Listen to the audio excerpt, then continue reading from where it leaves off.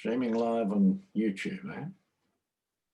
So a lot of people will be watching this on YouTube. Mm.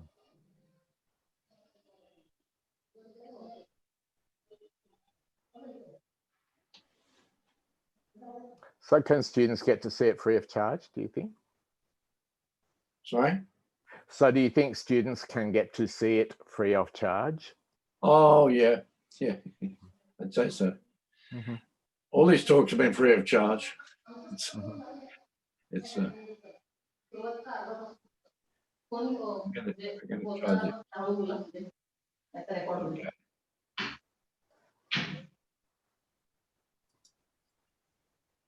All right. Just trying things out.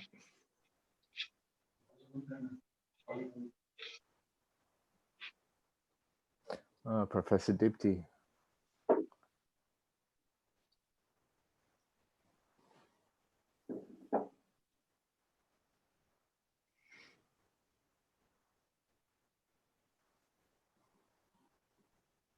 Hmm.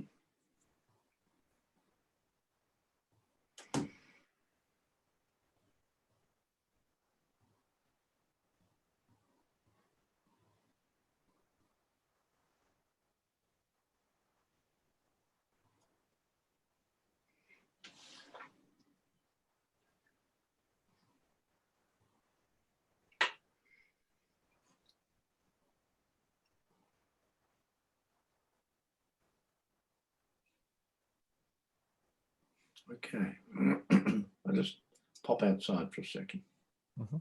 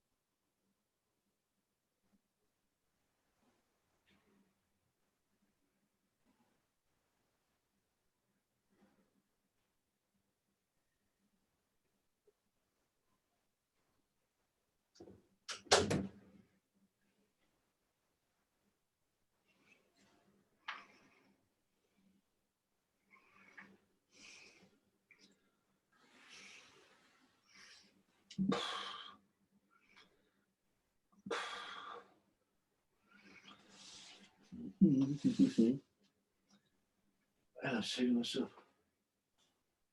what a wonderful world.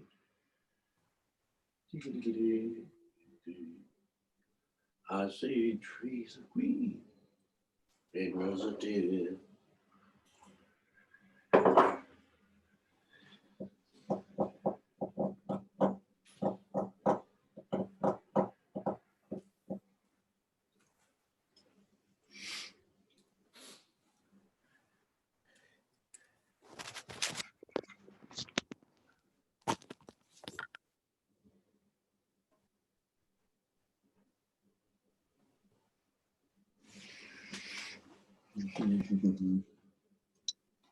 Dr. Evangelia has also joined. I welcome her on behalf of her Higher Education and Research Society.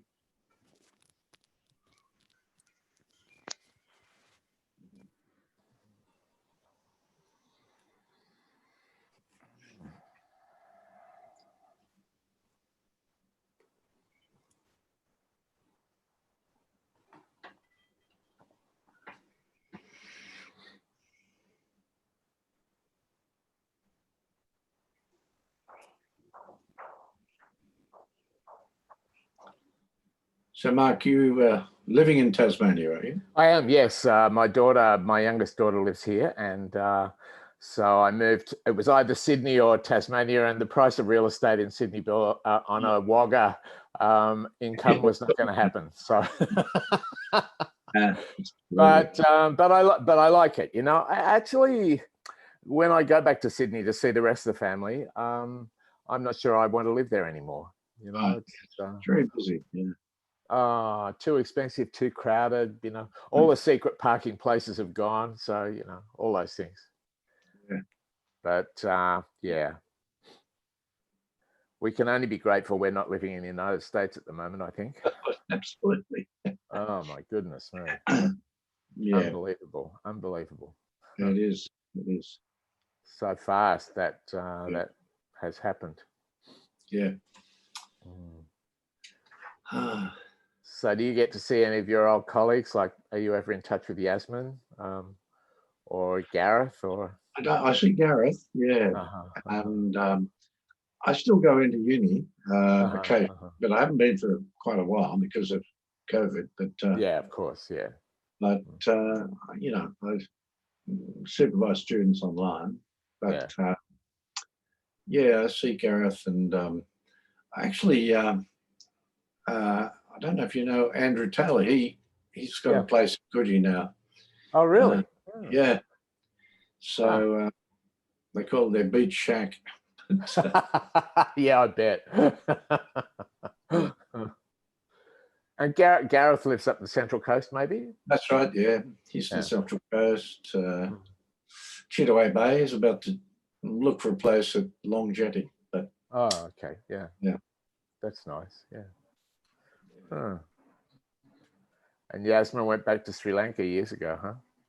Yeah, she's because there's a lot of Sri Lankans in Australia. Yeah. Well, I think the whole medical and health industry in Wagga would collapse without Sri Lankans and Bangladeshis. Right. Yeah. Amazing. And they're fantastic, you know. Yeah. Okay. Well, here you go. This is something.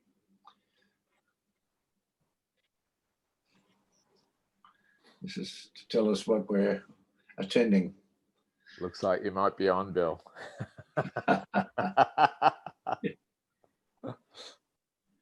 Yeah. Okay.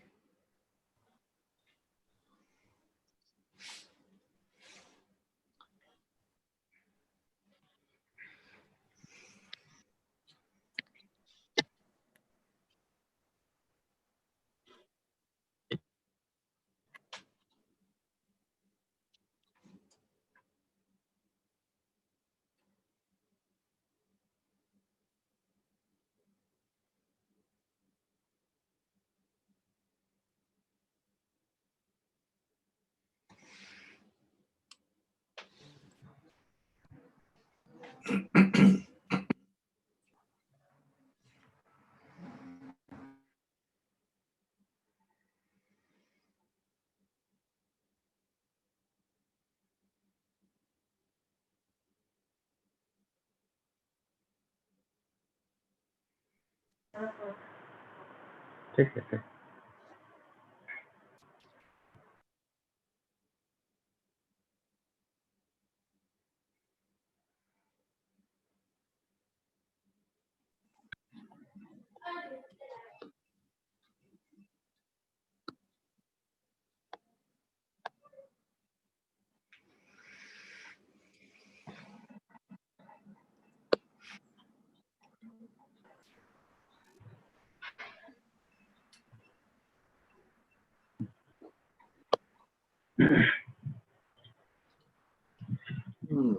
Okay. Let's get started. थोड़ा पानी दे.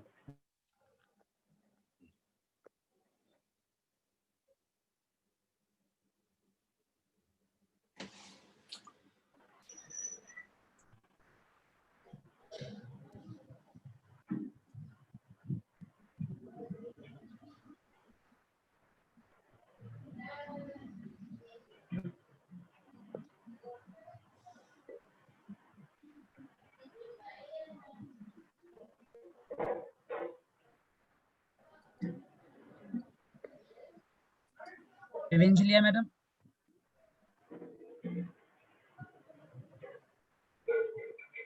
थोड़ा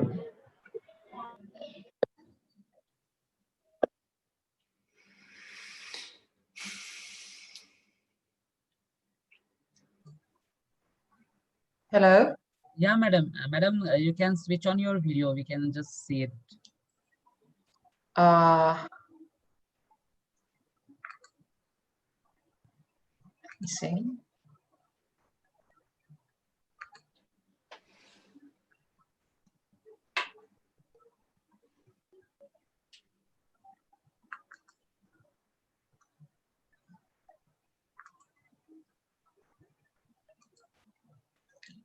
Hello.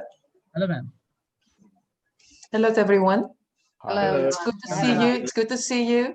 Good to see Yeah, you. it was just checking, ma'am, that video is working or not. That Yes, of course. yeah, Tech should always be checked. Technology. yeah, ma'am. Yeah.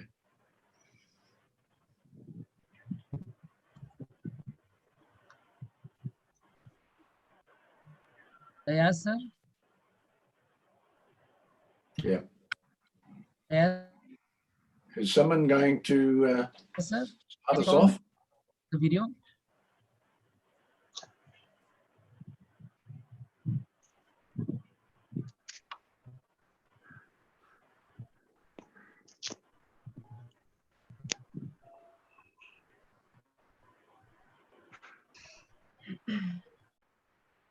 Dr. Prakash, shall we start now? Yes, sir. Yes, sir.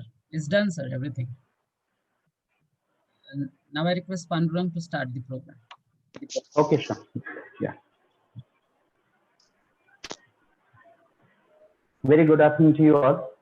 On behalf of the Higher Education and Research Society, I, Dr. Pandurang Barclay, heartily welcome all the participants for this international e-conference on environment, literature, and culture. I especially welcome the distinguished dignitaries, speakers who have joined us from abroad. Let me name a few. I heartily welcome Professor Bill Ashcroft, a Professor Emeritus, School of the Arts and Media, the University of New South Wales, Sydney, Australia. We have him as a keynote speaker today.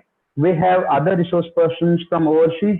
This includes Mr. Daya Disanaike, an award-winning bilingual author from Sri Lanka. Then we have Madam Evangelina Vasilescu, international speaker, academic advisor, English instructor, Athens, Greece. And for the next day, that is on tomorrow, we have Dr. Mark McLeod, Charles Stewart University, Australia. I am Dr. Jacqueline Skrenci, University of Giolina Góra, Poland. And for valedictory address, we have Professor Jaideep Sarangi, who is the principal, New Alipur College, Kolkata. So these are the speakers we have. I welcome all the speakers and participants for this international conference. Post that, this as a matter of our culture or as a part of our cultural ritual, we Indians often light a holy lamp to inaugurate any grand event.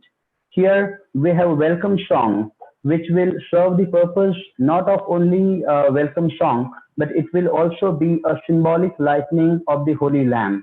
I request Mr. Prakash to play the welcome song.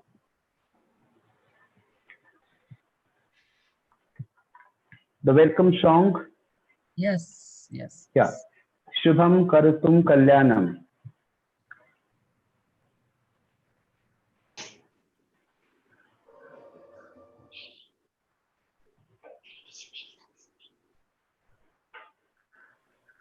शुभं कुरुत्वं कल्याणम् आरोग्यं धनसम्पदः शुभं कुरुत्वं कल्याणम् आरोग्यं धनसम्पदः शत्रुबुद्धिविनाशाय दीपज्योतिर्नमोऽस्तु ते दीपज्योतिर्नमोऽस्तु ते दीपज्योतिर्परब्रह्म दीपज्योतिर्जनार्दनः दीपज्योतिर्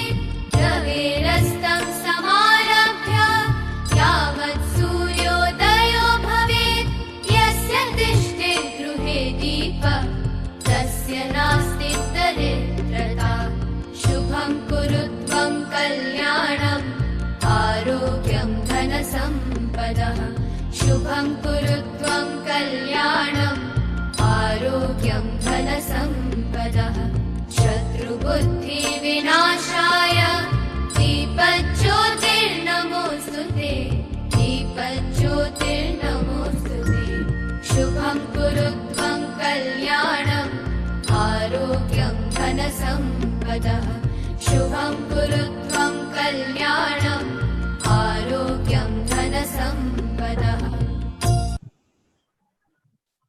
Friends, I guess some of you, those especially those who are not from India or those who don't know Sanskrit or Hindi, might have followed these two words, Arogyam Dhan Sampada. Now, this song is, I would rather say, most suitable to this occasion, especially in this pandemic situation, when the world is trapped, entire world is trapped in a catch-22 situation. Let us invoke the power of Almighty to ward off the evil at the earliest.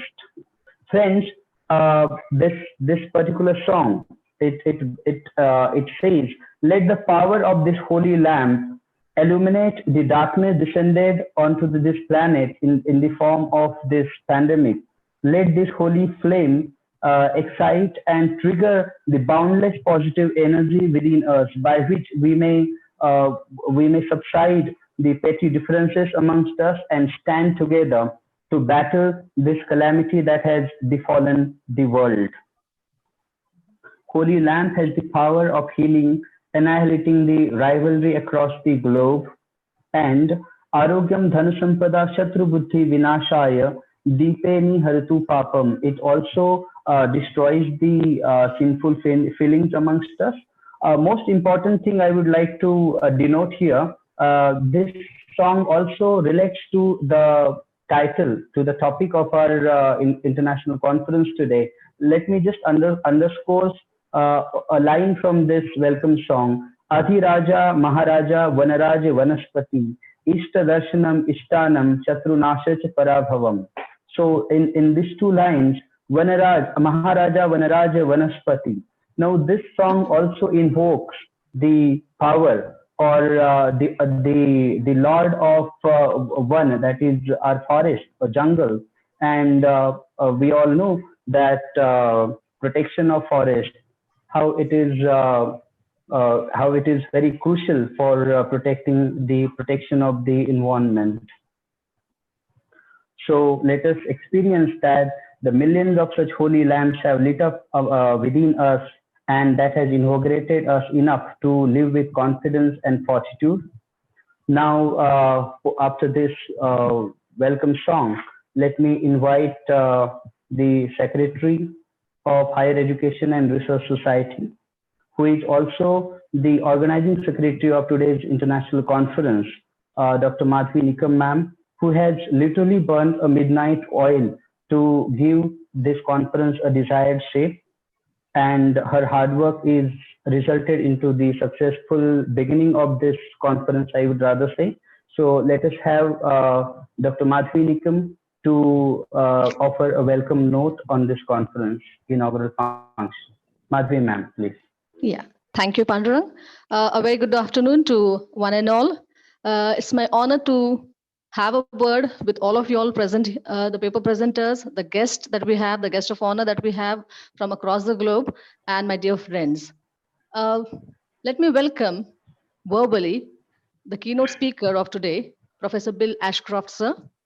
We are really honored to have you. Also the plenary speakers for both the days, Professor Day, Professor Evangelia, Professor Mark, Professor Zakalina, and Professor Jaideep Sarangi, who will be giving a valedictory.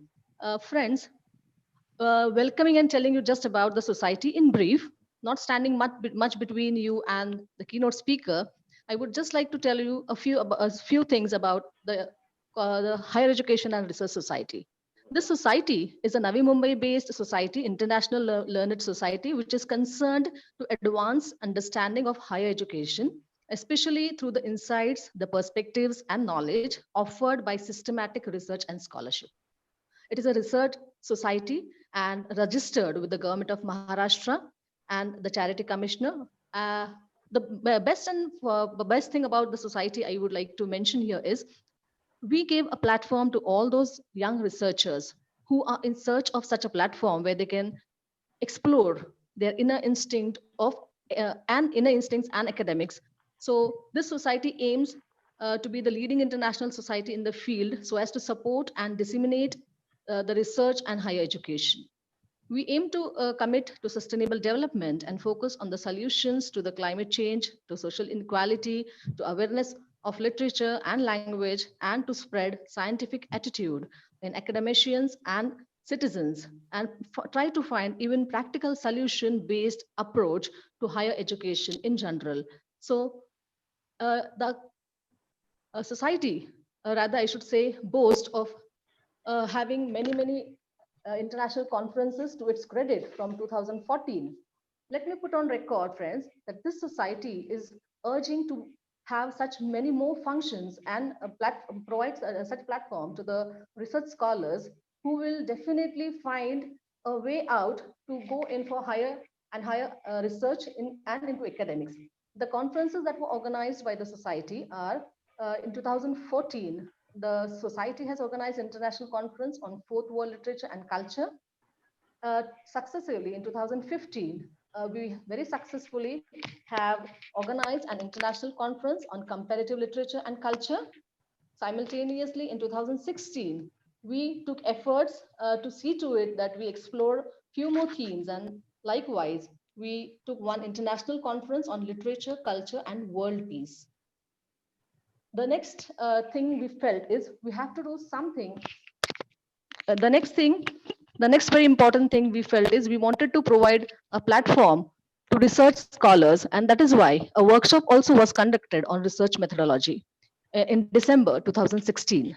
Similarly, in 2017, an international conference on religion, literature, and culture was organized and successfully organized, and we could see the success through n number of participants, more than 300 participants, 300 plus participants, delegates from all over the country we had in this conference as well.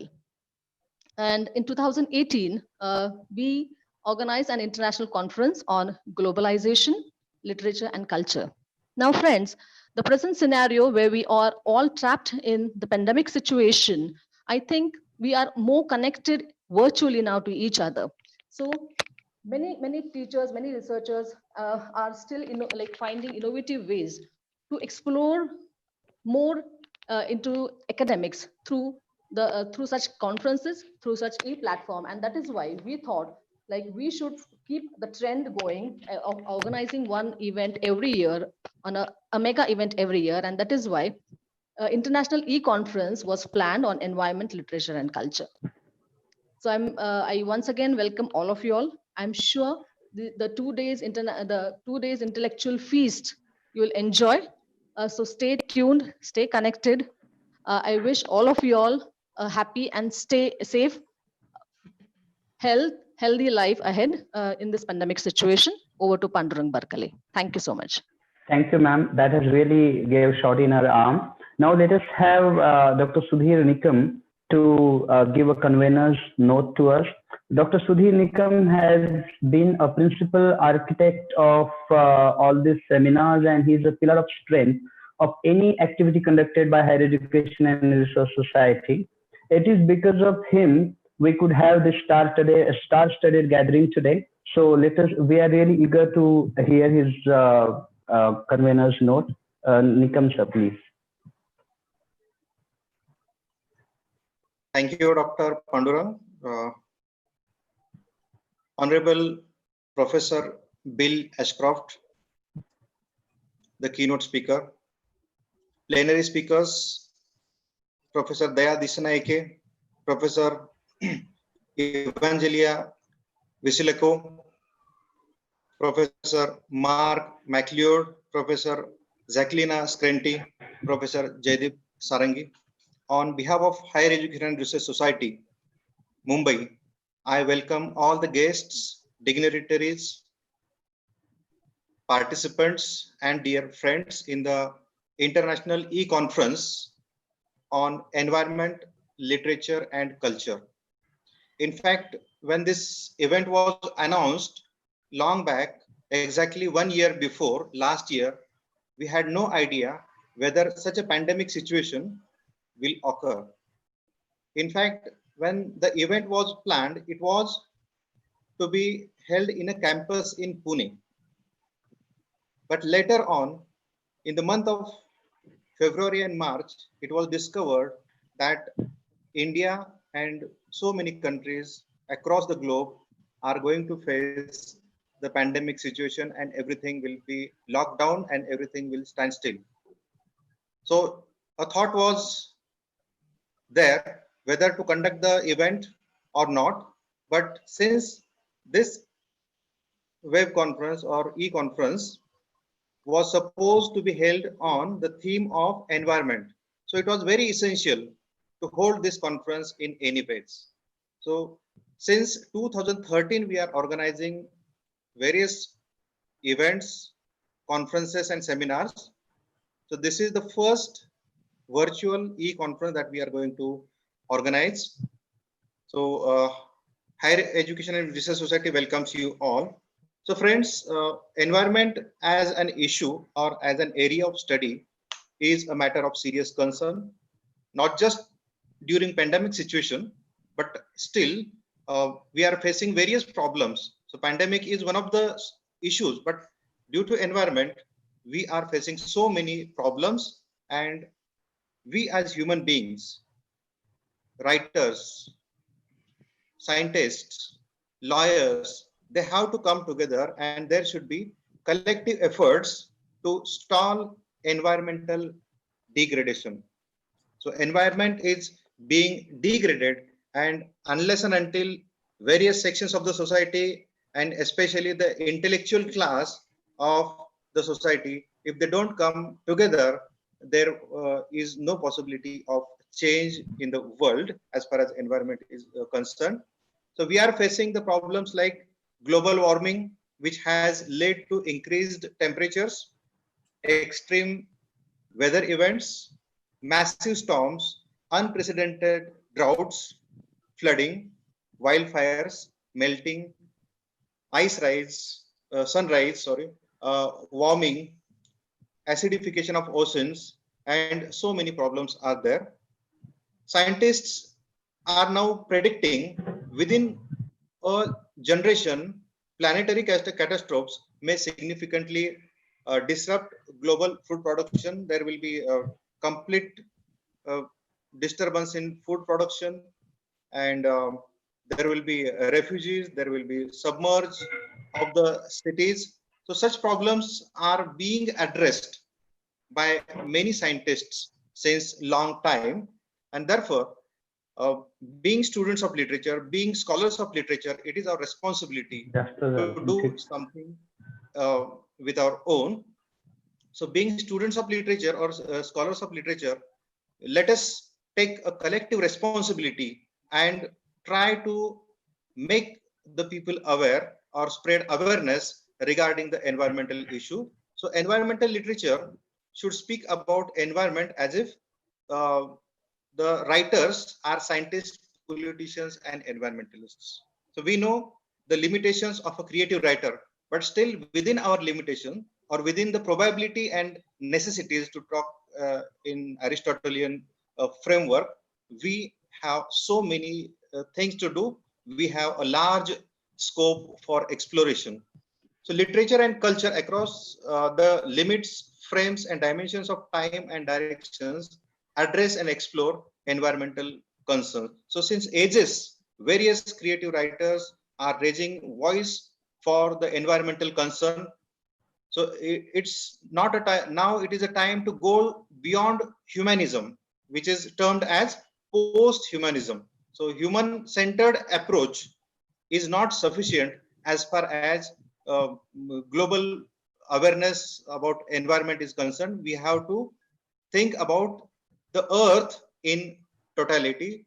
So biodiversity has to be maintained, and accountability towards the maintenance of ecologically balance should be maintained by all the creative writers as well as the citizens of world.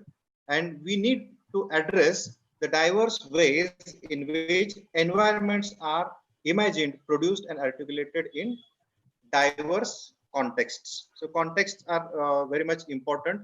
So when we are talking about environmental criticism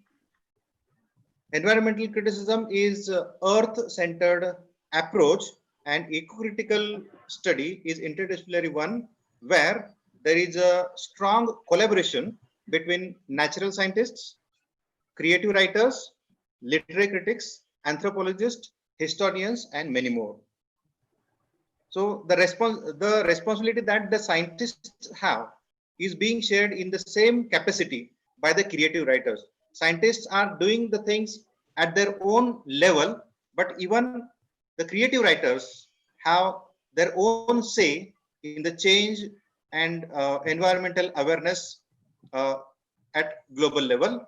So given that environmental issues encompass diverse areas and complex intertwinement of ideology, politics, economy, technology, and culture and society, this year, Higher Education Research Society, Mumbai has planned international e-conference to facilitate the scholars, writers, researchers, and students to share their ideas in saving our planet. So every conference that Higher Education and Research Society organizes has some outcomes.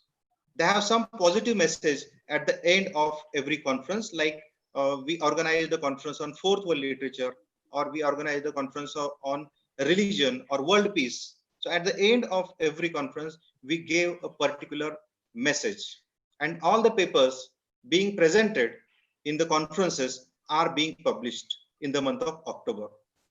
So the next issue of the Journal of Higher Education Research Society that will be published in the month of October will be having a special theme that of environmental awareness or environmental concern in literature. So every conference produces one volume of journal. So the paper presenters in our e-conference on environment, literature, and concern culture have come from various backgrounds, various countries, and I welcome them all. Some of the issues that will be addressed in the paper presentation sessions will be pandemic, film and literature, or biological warfare and literature, environment, utopia and dystopia, or rural literature, the place of rural literature in environmental awareness, or literature and solving real world problems, social justice and literature, literature and intercultural competence, gender and environment, tourism and environment, religion and environment. So n number of topics have been proposed in the sub themes of our conference, and I am sure that all the paper presenters will be able to present their findings in various sessions. So there are approximately 25 parallel sessions in which many paper presenters from across the globe will be presenting their ideas, their views, their hypotheses, their findings, and I'm sure the conference will construct a positive finding and positive approach towards positive change in the society that and the problems that we are going to face next. So once again, I thank all participants and honorable guests for sparing their valuable time. Professor Bill Ashcroft, Professor Mark McLeod, Professor Evangelia, Professor Daya Disnaike, Professor Jacqueline. Since we know that the time problem in Australia, in India, in Poland, in Greece varies a lot, but still, in spite of their busy schedule, their commitments, they have given their positive consent to be present in this e-conference and blessed us. Thank you. Thanks a lot. Over to Dr. Pandurang. Thank you very much, sir. It was really crucial for us to know the context of this conference, and which you really threw a flood of light upon. On behalf of the participants, I must really appreciate and thank you for choosing this topic for this conference, especially during this atmosphere of pandemic. It really becomes crucial to facilitate the dialogue on the environmental degradation and derangement. So thanks a lot for that. Now we are going ahead to the most crucial or core part of this inaugural function, that is keynote address. And we are really glad to have Professor Bill Ashcroft as the keynote speaker today. And I'm sure his speech is the most awaited one. His agreement to deliver a keynote address at this conference has really given it a great height, I must say that. So without much ado, I'm just introducing Professor Bill Ashcroft, post that he will be invited to this online podium. Professor Bill Ashcroft is an emeritus professor in the School of English, Media and Performing Arts, a founding exponent of post-colonial theory, a co-author of The Empire Writes Back. I'm sure the students and teachers, professors of English literature must have heard and must have revered this book for years. This book is the first text to examine systematically the field of post-colonial studies. Professor Bill Ashcroft is an author and co-author of 21 books, variously translated into 5 languages, including those books include Post-Colonial Transformation, Post-Colonial Futures, Caliban Voice, Intimate Horizons, Utopianism in Post-Colonial Literature. Professor Bill Ashcroft is an author of over 200 chapters and papers. He is on editorial boards of 10 international journals. His expertise is in Australian literature, post-colonial literature and theory, Australian studies and cultural studies. His field of research is post-colonial studies, other literatures in English, Australian literature, excluding Aboriginal and Torres Strait Islander literatures, and literary theory. His graduation is from University of Sydney and PhD is from Australian National University, Canberra. He is recipient of various prestigious awards that includes the Fellow of Australian Academy of Humanities, Global Award of Academic Excellence, and Australian Professorial Fellowship, even Researcher Award, University of Hong Kong, Ed Media International Conference Outstanding Paper Award, Exemplary Web Course Award. Number of the list goes on and on. He has supervised the research students in the fields of post-colonial studies, Australian studies, and literary theories. He has been an esteemed member of various academic associations and research bodies, almost 11 academic associations and research bodies he has been a part of. He has served academics and research in various capacities as Professor Emeritus, Australian Professorial Fellow, School of Arts and Media, Distinguished Visiting Professor, University of Cologne, Professor, School of English Media, Performing Arts, UNSW, Chair Professor, School of English, University of Hong Kong, Professor and Head of School of English, UNSW, Convener, Australian Studies Program, UNSW. So coming to his publication, I guess I have seen the numbers. I have stated the numbers. He has got almost, I have the list of almost 17 pages, where he had, his books chapters, his publications in journals.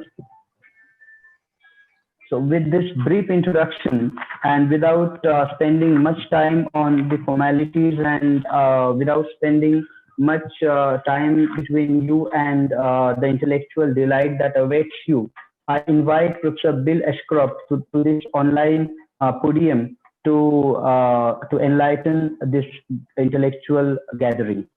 Well, thank you very much. Professor Bill Ashcroft. Thank you, Dr. Pandering.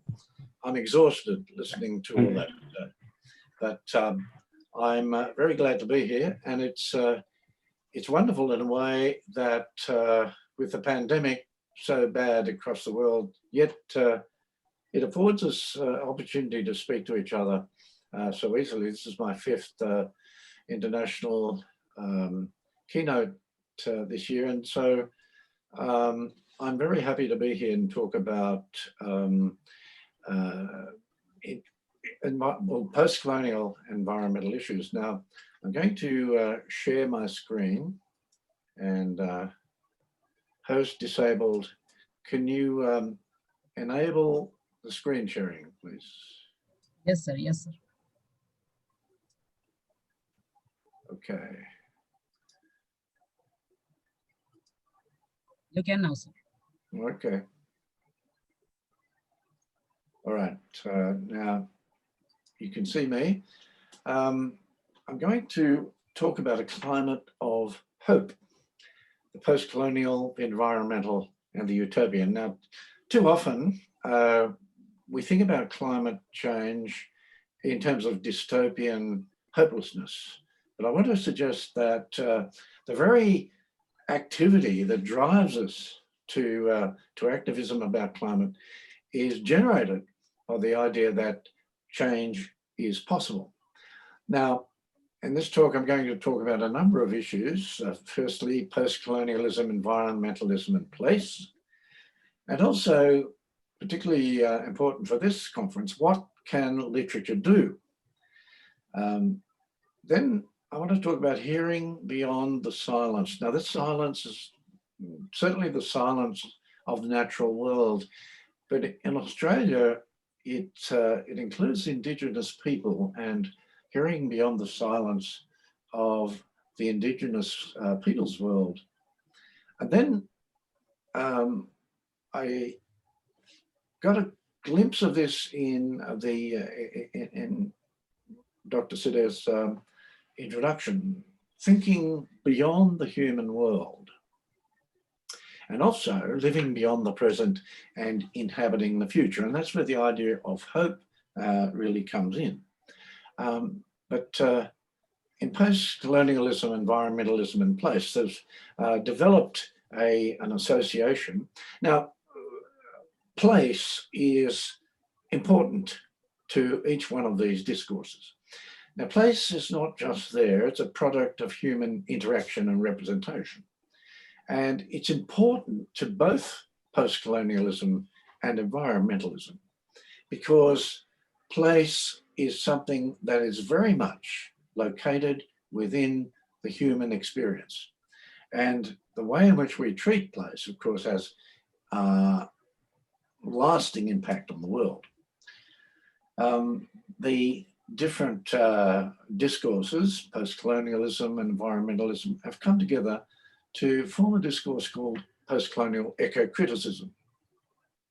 Now, this comes about because environmental degradation, the degradation that occurred through imperialism and cultural invasion, has become extremely important to post-colonial studies. Now, Horkheimer said the domination of nature inevitably involves domination of man, such that civilization produces the alienation of human beings from extra-human and human nature. And I want us to think about that, the domination of nature, the refusal to see nature as anything but something that we have control over, involves the domination of man, and it produces the alienation of human beings. And as I'll go on to talk about, not only from other human beings, but from extra-human nature itself. Now, Vaishali Patel says, social and economic justice are unattainable without environmental justice. That's something that we really need to think about.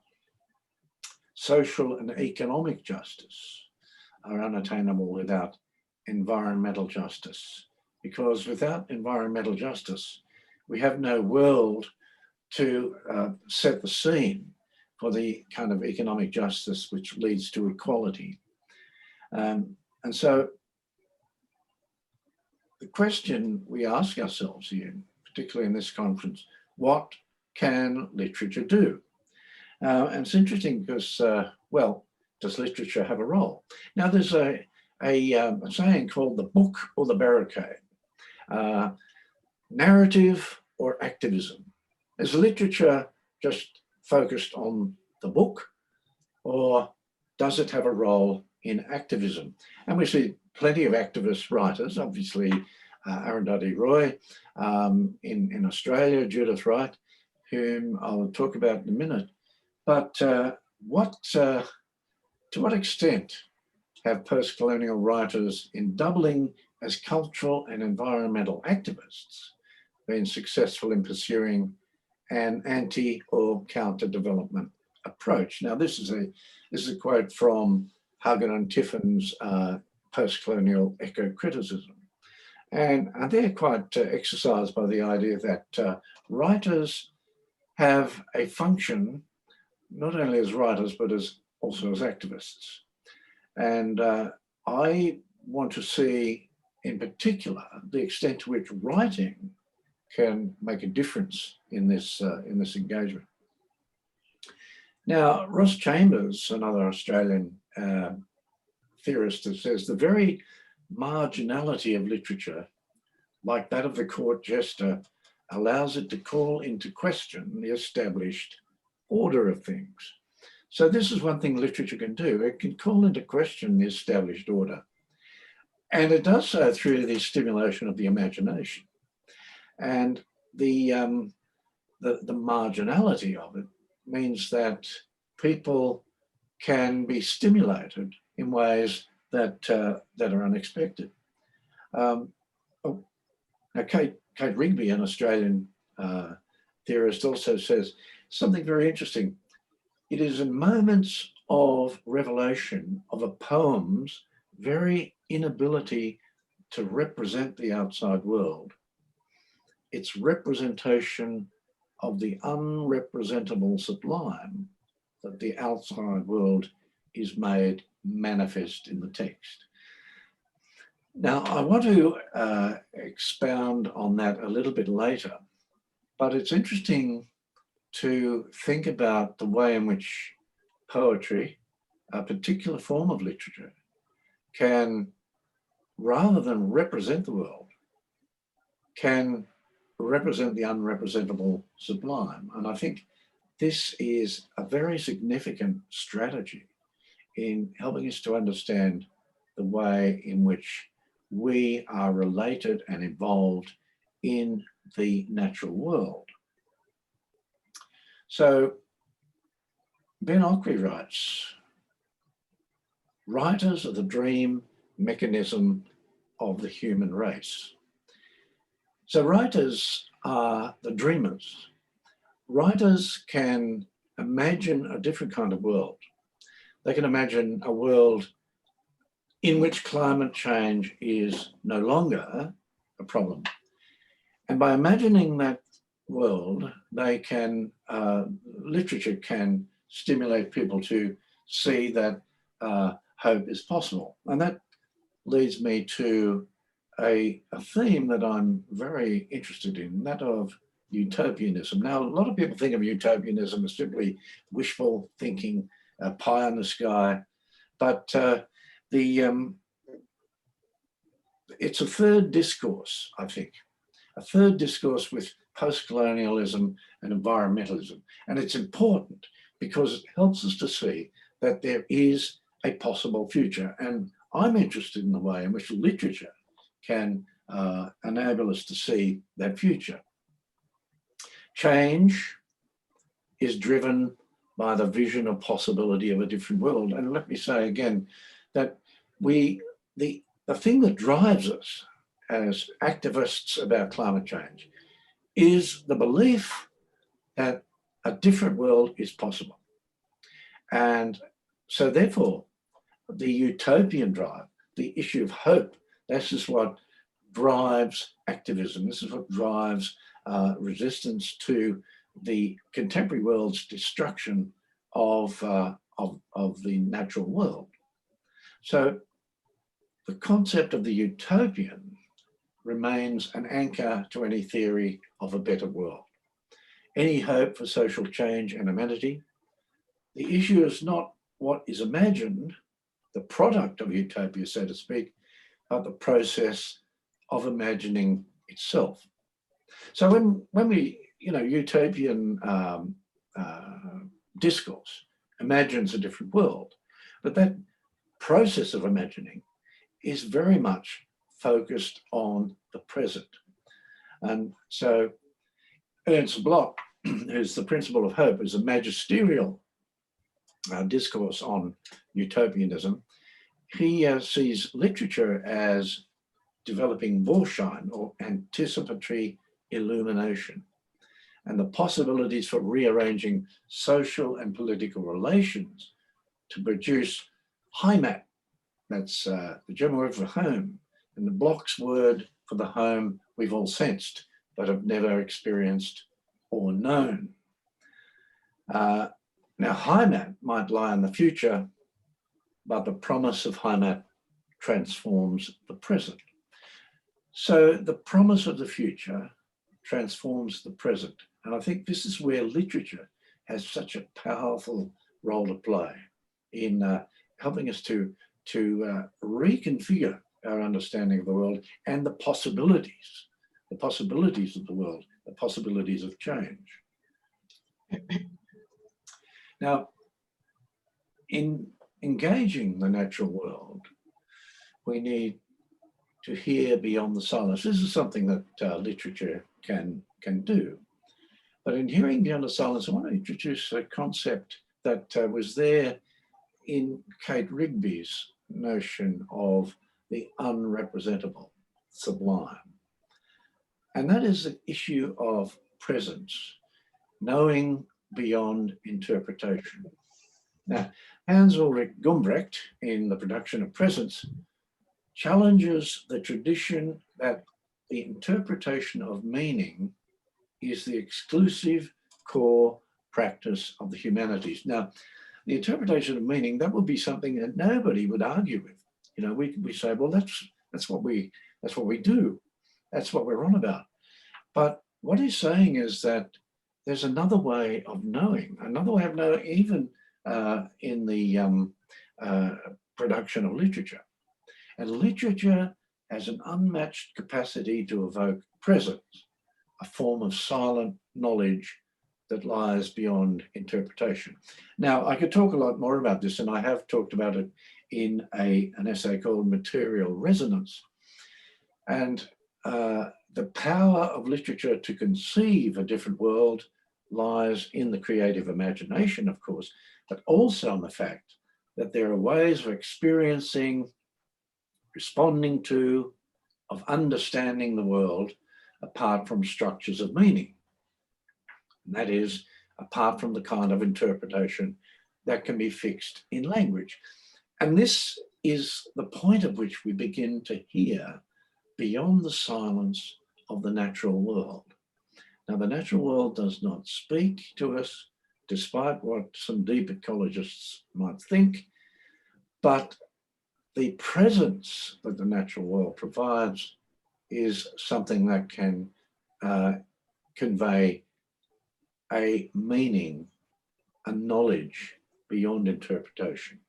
And so that is an extremely important function in literature itself. But hearing beyond the silence also is something that we engage when we hear beyond the silence of the people who are subjugated. What Horkheimer says, the subjugation of the environment and of people is nowhere more evident than in the encounter with indigenous peoples. And so one form of the utopian process of conceiving a different world begins by penetrating the silence of the disappeared. So what I'm doing is making an alignment between the silence of the natural world and the silencing of the indigenous people.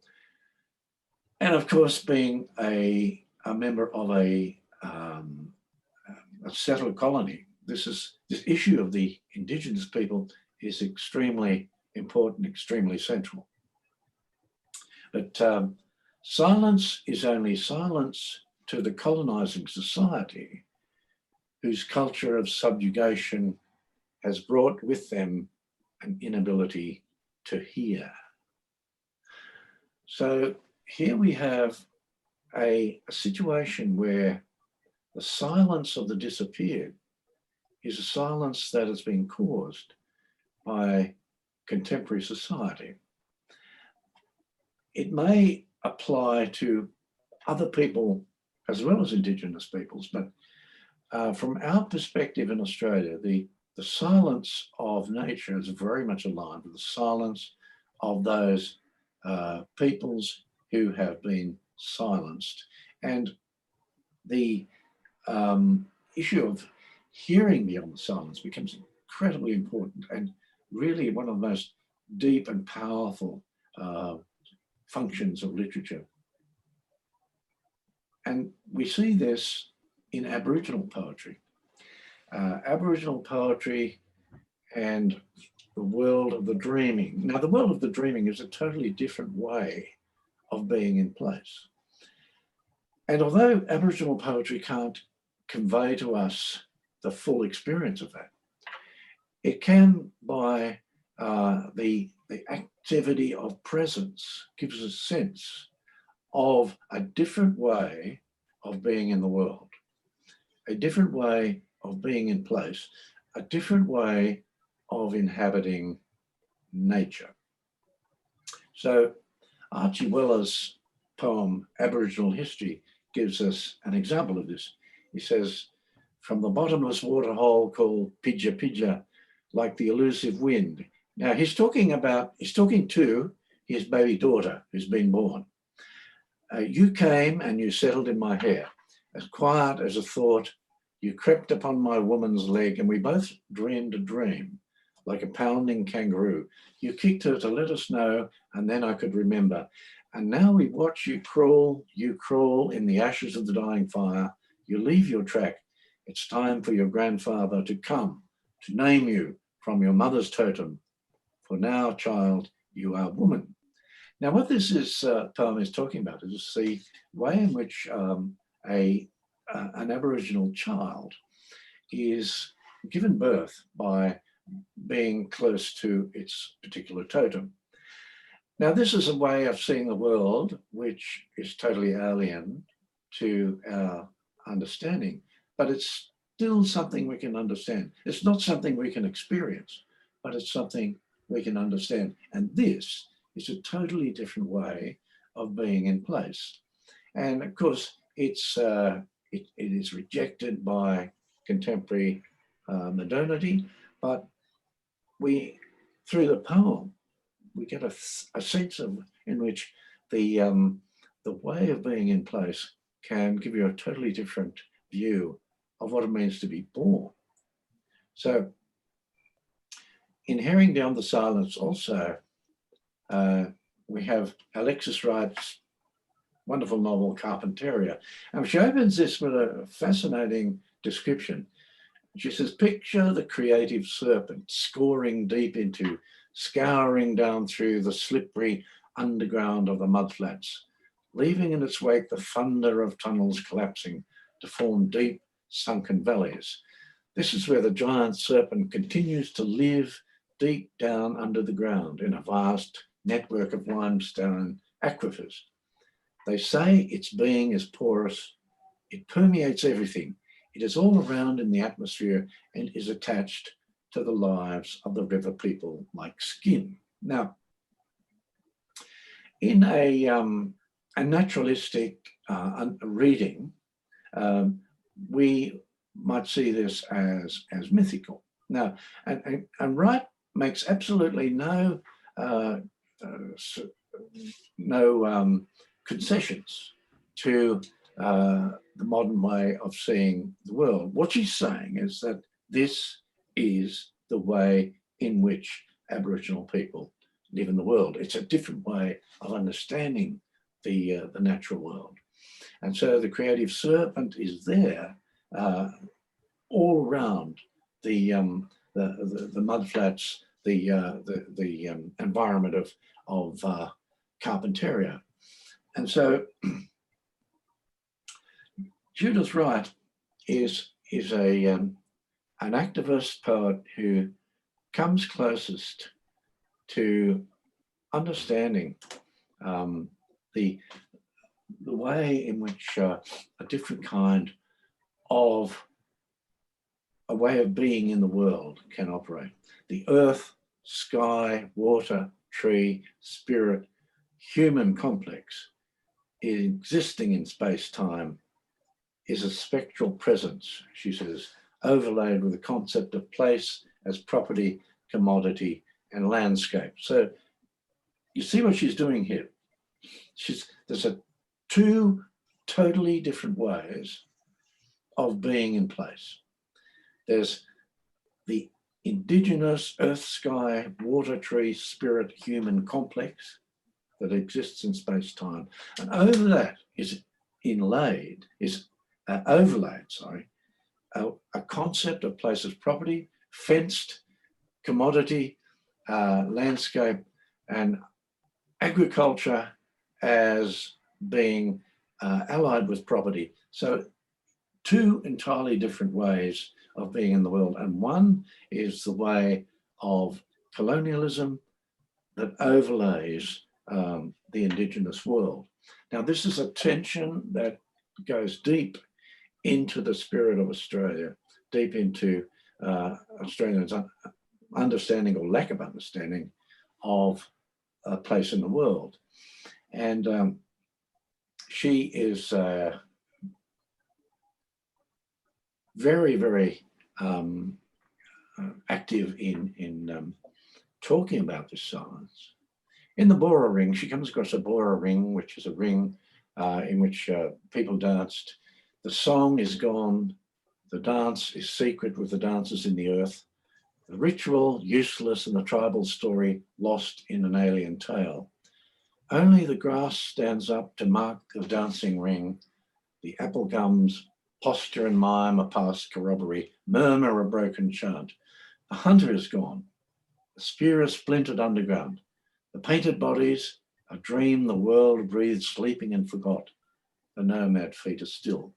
Only the rider's heart. This is the white person riding a horse into this environment, halts at a sightless shadow, an unsaid word that fastens in the blood and the ancient curse, the fear as old as Cain.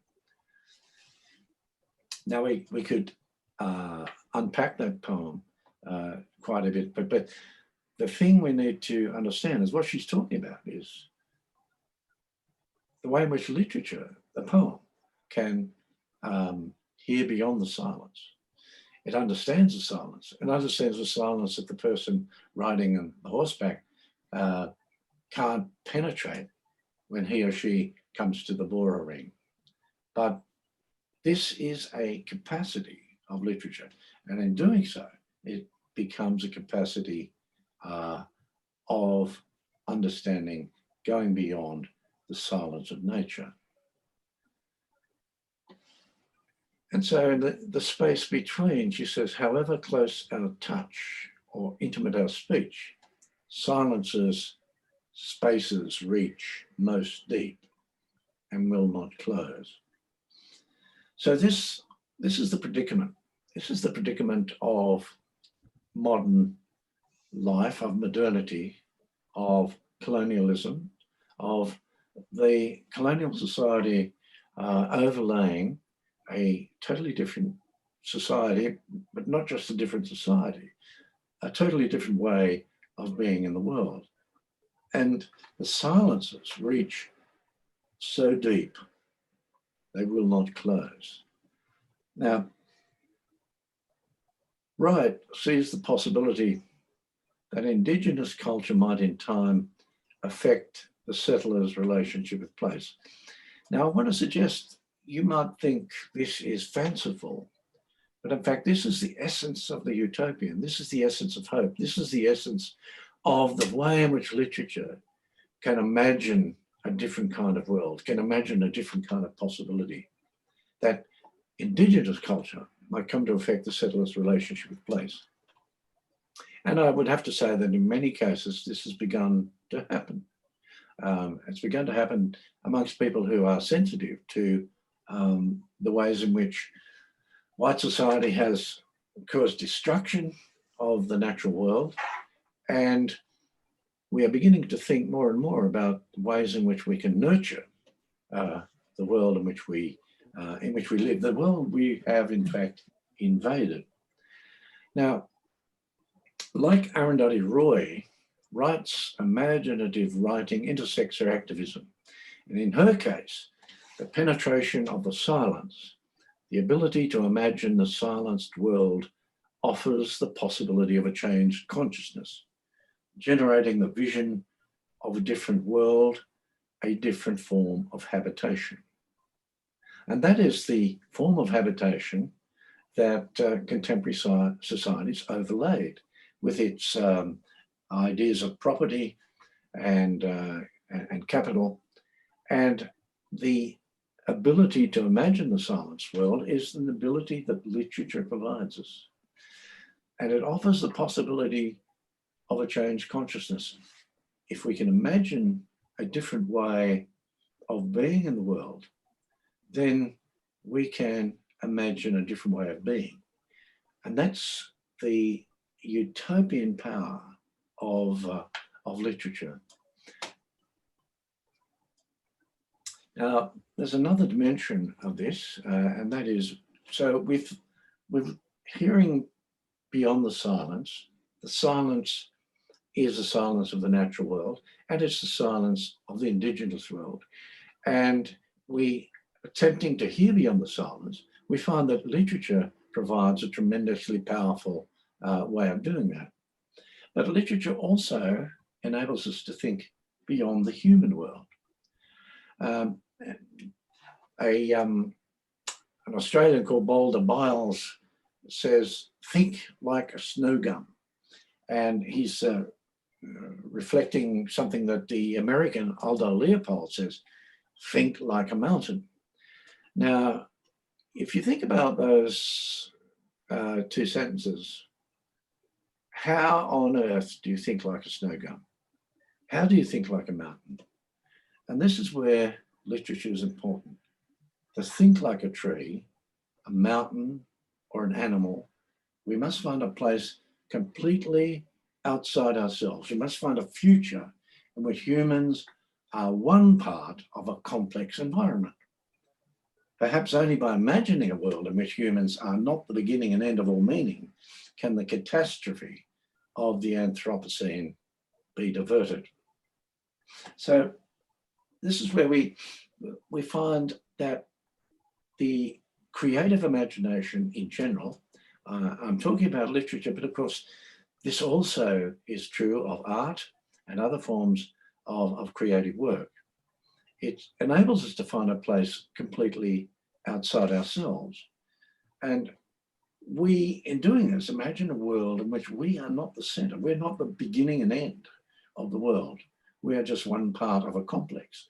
It makes an entirely different spin on how you see the human place in the world. So Hagen and Tiffin examine the place of zoocriticism in post-colonial eco-criticism. Now, I can tell you, Helen is very, very interested in animals and in the lives of animals and in what animals can teach us. And so the issue of zoocriticism is important in post-colonial eco-criticism because there is a sense in which we can see the lives of animals, the ways in which human beings have invaded, dominated the lives of animals as a reflection of the imperial process. And so Barbara Gowdy in White Bone tells the story from the elephant's point of view. And this is the way in which we can find a place completely outside ourselves to think from the elephant's point of view. This is a way of thinking beyond the human world. And poetry may be unmatched in this level of imagining. And I go back to Gumbrecht and the notion of presence.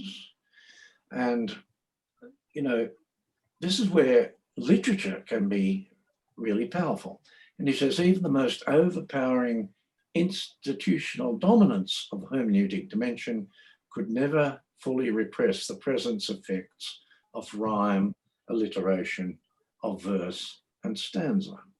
So what he's talking about there is the materiality of the literary work.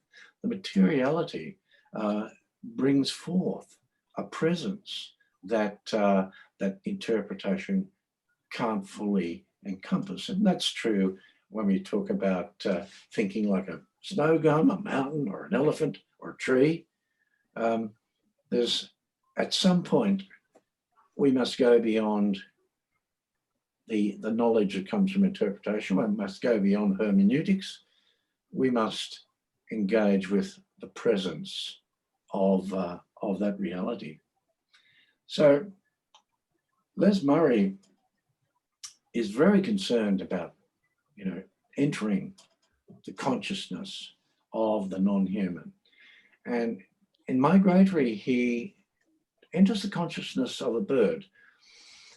And if you think about, I am the right feeling on washed shine and wing lifting surf and running about, beak focused, the feeling of here that stays and stays, then lengthens out over the hills of hills and the feedy sea. I am the wrongness of here, when it is true to fly along the feeling, the length of its rightness, while days burn from vast to a gold gill in the dark to vast again. For many feeds and floating rests till the sun ahead becomes the sun behind. Now, we have to look carefully at this and look at the language. Look at what he's doing with the language. He's so working with the language that it conveys the consciousness of a totally different kind of being, a being who lives beyond the human world. You know, this is something that poetry can do, and something that I think Les Murray is particularly skilled at. He has another poem, The Cows on Killing Day. All me are standing on feed, the sky is shining. All me have just been milked, teats all tingling, still from that dry, toothless sucking by the chilly mouths that gasp loudly in, and never breathe out. All me standing on feed, move the feed inside me. One me smells of kneading the bull, that heavy urgent me, the back climber who leaves me humped, straining but light and peaceful again, with crystalline moving inside me. And again, you know, we have here something that's not a narrative. The poetry is reworking the language to give us a sense of what it must be like to be the consciousness of a totally different being, a totally different animal. And in doing that, it helps us to understand that that totally different animal has a consciousness that is a consciousness of the world, a consciousness of its being in the world. And this I think is incredibly important in helping us to understand or think beyond the human world, to understand what it must be like to exist outside the human world, because that enables us to think that there is life, there is consciousness, there is some kind of way of being outside what we understand as our human world. And so what I'm saying here is that literature has an unmatched capacity to do this. And of course, poetry in particular, because of the way in which it can realign language, it can help us to look beyond the human world, to enter a way of being in the world that's totally alien to us, and yet one that we can understand by the presence that it conveys. So in an essay Murray wrote called The Human Hair Thread, he says, "My abiding interest is in integrations, in convergences. I want my poems to be more than just national parks of sentimental preservation, useful as the national parks are as holding operations in the modern age. What I'm after is a spiritual change that would make them unnecessary, and I discern the best hope for it in convergence." And in particular, he's talking about the convergence of Indigenous culture and non-human life. And that convergence is something that has a lot to teach white occupation, modernity itself. It is a different way of being in the world. And I think this is, once we could get hold of this different way of being in the world, once you get hold of, to think beyond the silence, to think beyond the human world, then we can get an understanding of how we might look at our own being in the world from a different perspective. So in living beyond the present, now I mentioned before the idea of utopianism and the future.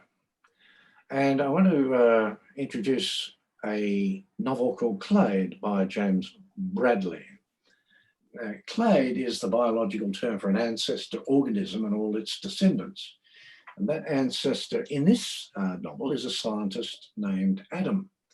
And each chapter moves forward in time, telling a story of a successive generation, observing the intense personal upheaval of the characters against the backdrop of gradual global catastrophe. And so the global catastrophe proceeds in progressively through the chapters, and the novel imagines a human experience of a world in which extraordinary environmental tragedies become a matter of the everyday. Now, this is the way in which we normally think about the future of climate change. You know, there's going to be unbelievable fires, the warming of the sea. It's simply global catastrophe. And what Adam says is we don't change because we don't believe in the problem. And of course, we all know the political struggle that surrounds the issue of climate change. We all know people refuse to see it. And it's what I call what has been called, not by me, but the boiling frog syndrome.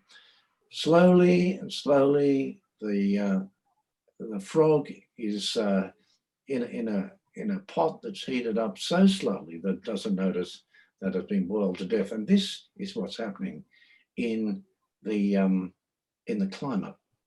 We don't believe in the problem, at least not at that deep intuitive level we need to. We can see it when it's in front of us. And I guess what he's suggesting is that will be too late. When we see it finally in front of us, it'll be too late to do anything about it. And that's why literature is so important, because literature can both show us, give us, stimulate our imagination to imagine what the world might be, but also to imagine a different kind of world. These are the things we've lost. This is at one point birds, bananas, tigers, frogs, bees, coffee, polar bears, coral.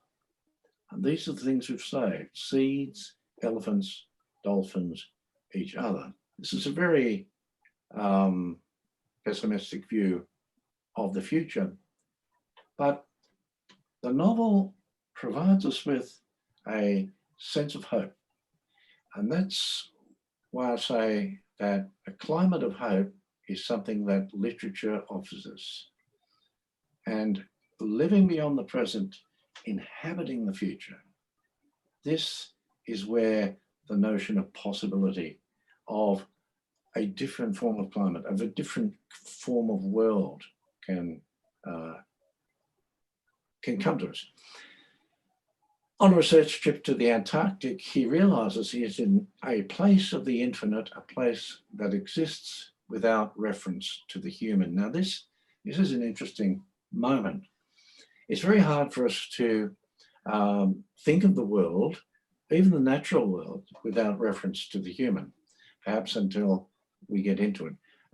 But in the Antarctic, this is a place of the infinite, a place with no reference to the human at all. And that is a very important place to be, because that is a place that helps us to see how small we are in the natural world. But the future belongs to Adam's autistic son, Noah. The gardens in which he stood as a child to look at the stars are gone now, vanished beneath the sea, because as we all know, as the earth warms up, the sea, the ice melts, the sea gets higher. As a scientist, he knows that experience of time is an illusion, that all times exist equally. All possible worlds are present in every moment, that in another universe, those gardens are still there. He's still there. The past never ended. So we're getting into a sort of realm of the imagination that's almost transcendent there. But what will be here? This is something, I suppose we rarely think about this, but literature can ask this question. What will be here eons from now? The ice is almost gone, but while it may take millions of years, there is a little doubt that one day it will return, creeping back to cover the land, and the world will change once more. The turmoil and destruction of the past century being little more than a spasm, an interregnum in the great cycles of the planet's existence. Perhaps there will still be humans then. Some of them will have spread outward to the stars. Either way, they will carry within them the memory of this time, this past, just as he bears the memory of those ancient travelers in him. Now, to think of this kind of future, in Ernst Bloch's terms, that Vorschein, that anticipatory imagination of the future, is a way of changing the present. And maybe the present can be changed. Maybe the ice won't be gone. Maybe we will regenerate the world that we have. But the final utopian moment here is in his daughter, in Adam's daughter, Izzy. She has seen the footage of satellites moving through the aurora, the way it breaks across them like water, rolling on over and over. And as she watches the leaves of light, she can feel herself moving with them, lifted up and onto and into a future that may be wonderful or terrible or 1,000 things in between. And she realizes that whatever else happens, this is not an end, but a beginning. It's always a beginning. And so I want to suggest that with all the terror and hopelessness of the destruction of the world, the utopian power of the literary text lies not only in the realization of Heimat, nor in the warning about a collapsing world, but in the process of imagining, of thinking, both ahead of and beyond the human. Only by thinking beyond global warming, imagining a different world, can that world come about. And what I'm suggesting is that literature is unmatched in its capacity to see beyond that world, in its capacity to see a different kind of future, in its capacity to see a different way of living in the world. So thanks very much for that.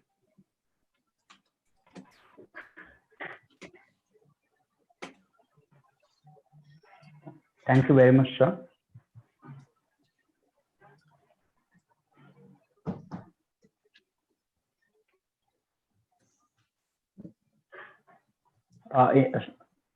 In your speech, you rightly said what is environmental justice.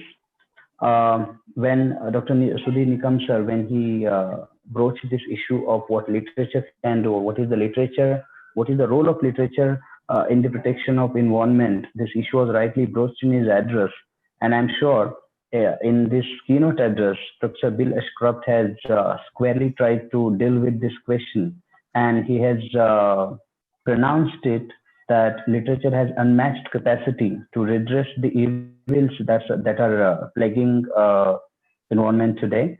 Even he conceptualized hearing beyond silence, thinking beyond human world.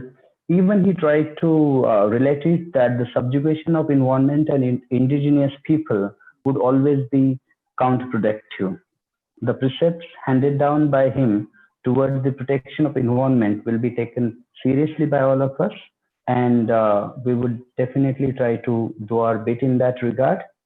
Thank you very much, sir, for your most insightful address. And it would really start, as you rightly said, that that there is never, whatever is happening is never beginning or end. It's always the beginning, and I'm sure it will be a nice beginning today. Thank you, sir, for your most wonderful address.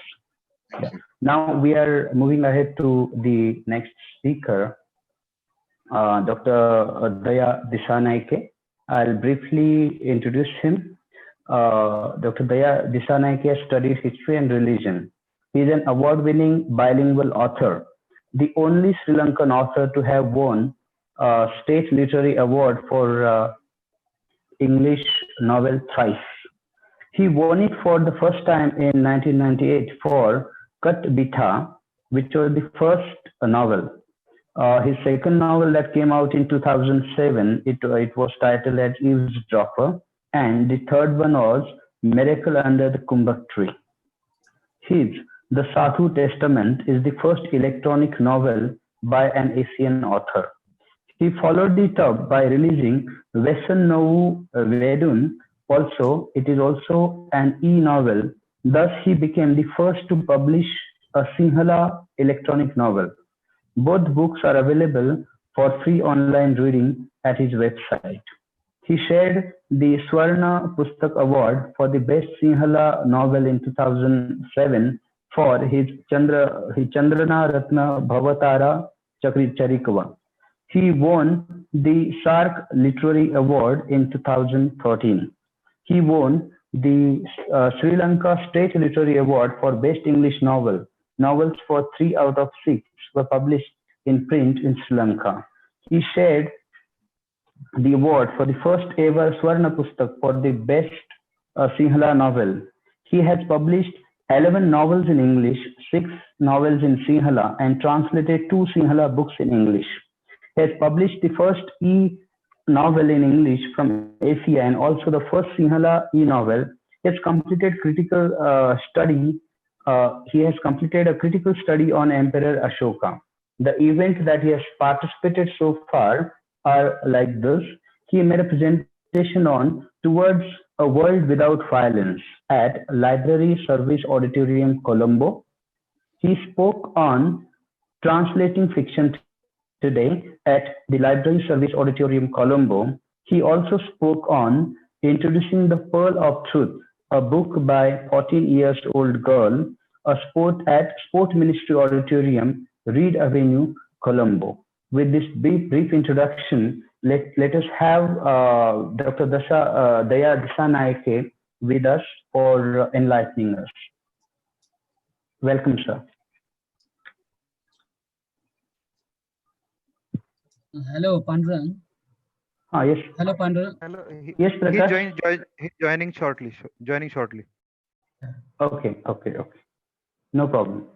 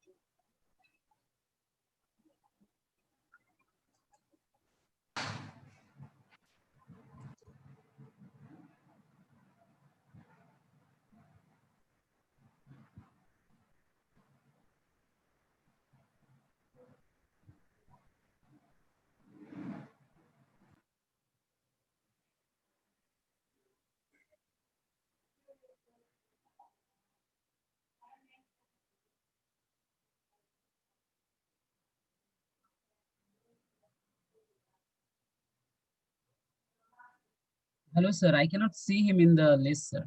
Still, he is not there.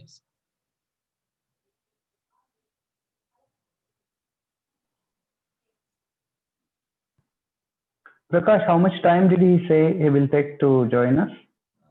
Actually, he was here in the panelist, but due Okay, to the it's a network issue, I temporary. think he wasn't here. Then Okay, again, okay. he's trying. To reconnect. Yeah, yeah.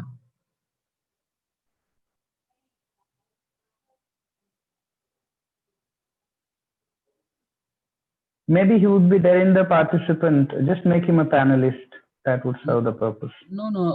I'm continuously checking that attendance list, but he's not there. Okay. Okay.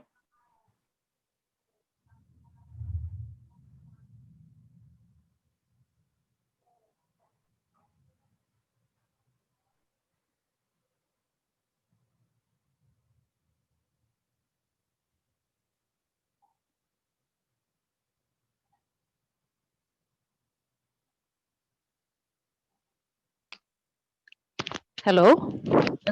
Yes, madam. Yeah, Dr. Prakash and Dr. Pandran. I think just wait for 5 minutes. There is some technical problem.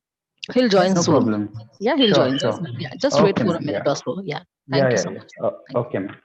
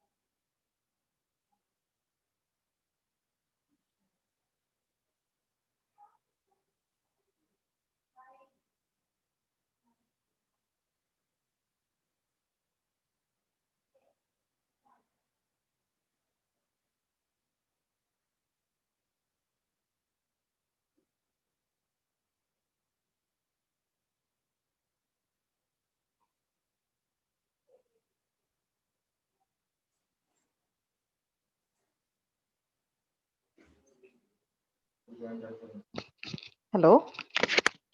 Yes, ma'am. Can we ask Dr. Professor Evangelia to present, make her Yeah, as you, presentation right now? Is yeah, she, yeah, as you suggest, ma'am. Yes, ma'am. Yeah, Madam is yeah, available. yeah. Yes. Yeah, please, if ma'am is okay with it and comfortable, she can begin then. Has she been asked that if she's comfortable now? Yes, we can ask. Madam is here only. Yeah, Evangelia. please ask her. Prakash, please do the needful. Hello, Evangelia, madam.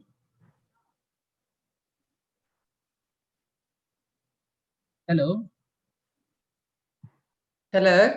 Yeah, madam, there is little technical issues in joining the sir. So can you take this session?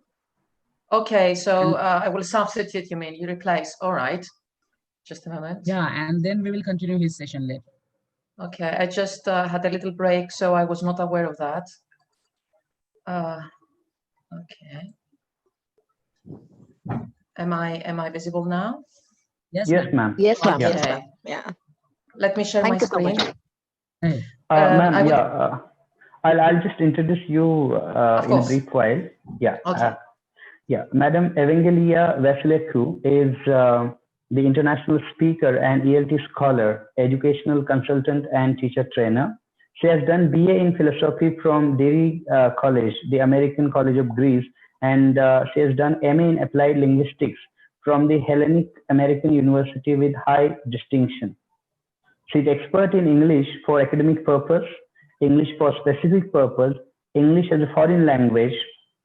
She's instructor with an expertise in English in teaching EFL exam classes for more than 20 years. Her area of research interests are applied linguistics, adult education, academic writing, discourse analysis, social linguistics, EFL instruction, and modern pedagogy assessment. She has also worked as an educational consultant and head director in publication company. She's currently working as academic English instructor at Metropolitan College and as a teaching manager at English Academy of Language in Greece. She has presented papers in numerous conferences in Greece abroad that includes Cyprus, Malta, Bulgaria, and Spain. She has recently chaired a session at Vedant International Online Conference, a charity fundraising event to contribute to the corona-affected poor masses in India. Evangelia has an excellent editorial experience as she has authored various articles for the ELT News magazine and TESOL Greece. She has been recently awarded the title of the Distinguished Educator 2020 by the Education Leaders Awards 2020. With this brief introduction, let us have Dr. Evangelia Vasilecu with us to enlighten this gathering. Yes, ma'am, please. Mrs. Evangelia Vasilecu, thank you very much. First of all, I would like to thank you all for giving me the chance and the honor to talk and be with you in this international conference.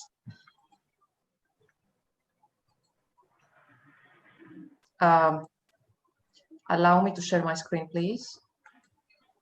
Prakash, please make her a host. Yes.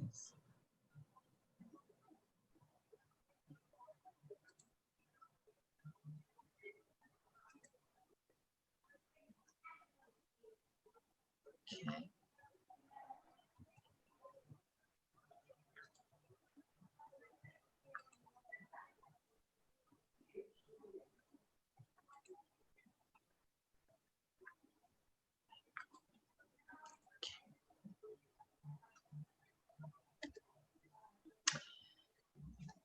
It goes beyond the shadow of a doubt that the pandemic COVID-19 has brought an outbreak of art. It has brought a love of art, an artistic renaissance. With this in mind, I would like to focus on some quotations from Dr. Semian Kidway, the Indian creative writer, who said that the cinema and the literature are two art forms that build and grow together. She also said that we can say that literature is an art which is developed through writing, while cinema brings to life those writings to life through sound, music, visuals, and actors. I would like to start with a reference to the films and pandemic films, the films that are related to themes of disease, infection, and contagion, often fall into one or three broad categories, and they are connected to science fiction or fantasy or horror, the so-called apocalyptic destruction of the whole of humanity and planet. Today's presentation will focus on fictional or the semi-realistic films, and I would like to explore all the social responses to the various diseases that are portrayed in films and the society-disease interactions, in other words. For that reason, I have selected some trailer screenshots, and all of them have to do with pandemic apocalyptic-related films. And the big question that we should ask is, what do actually films show? The first one current film, is the Contagion film, that it is a 2011 American thriller film. It was directed by Steven Soderbergh in 2009 and the screenwriter Scott Burns, who discussed a medical thriller film that depicted actually the very rapid spread of a virus. And that film was inspired by the pandemics, the SARS outbreak in 2002 that lasted until 2004, and the 2009 flu pandemic. I would like to particularly focus on the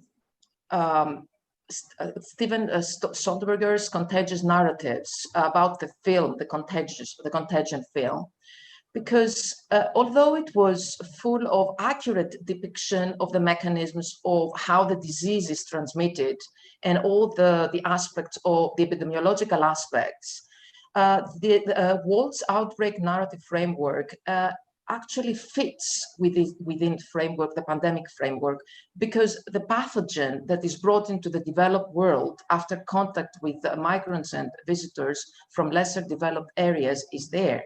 So in this film, the virus was thought to have originated in Asia. And why is this important to mention? Because it brings us to the next big issue of the moral failings. In other words, the decadence. Because these moral failings show that society at large focuses on a sense of violence or even the notion of scapegoating. The concept of the outbreak narrative that I mentioned before was developed by Priscilla Walt. And according to this concept, there is a fear of the spread of disease that has actually developed monodimensionally in one direction, from marginalized or deviant or even underdeveloped groups to the native, the mainstream, and the Western developed society. So in these films, we can feel, we can sense the notion of orientalization that has to do with the perpetuation of the stereotypes about the Middle Eastern, Asian, and North African societies, and the sense of othering that is the way we view or treat others in an inferior and intrinsically different way. So the connection, there is a connection between a deteriorating social morality that is linked to the pandemic disease. And also we can see the linkage between the scapegoating, stigmatization, and blame that is connected with pandemics. And this is the fear that all these diseases, the exotic diseases, can be transported into our urban environments because the viruses know no borders. So since they know no borders, they could be very easily entangled with our modern anxieties over migration issues and refugees issues. This is a scene of the Contagion film, and it's a scene of unrest. The caption says, "The law is not effective if it is only words. I have issued an executive order." So here we can feel the unrest that is not connected to the disease, but to the ruthless action of the local authorities. This is another scene that the caption says, "Imposing martial law dawn till dusk curfew." So here we can feel the tension that actually emerges between the subject, the people that are subjected to the quarantines, and those that manage all these restrictions and confinements. In this caption, the woman speaks, the local authorities, from the local authorities speaks for the National Guard to preserve the quarantine order and safety. And all this leads us to talk about the pandemic fear.